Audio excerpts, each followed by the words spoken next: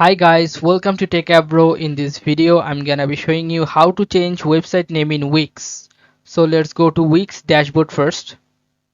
In this Wix dashboard you have to click on this three dot icon beside the edit site option. Click on site actions and then you'll find here rename site. Choose the first one, rename site, and then you can name your site here. Any name you can add here, and if you want to change the URL you can change the URL by here. Click on any name URL, that's up to you.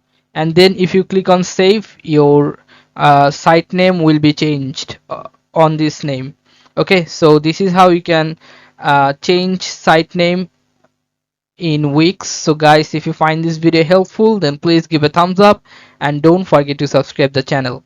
Thank you so much for watching the video.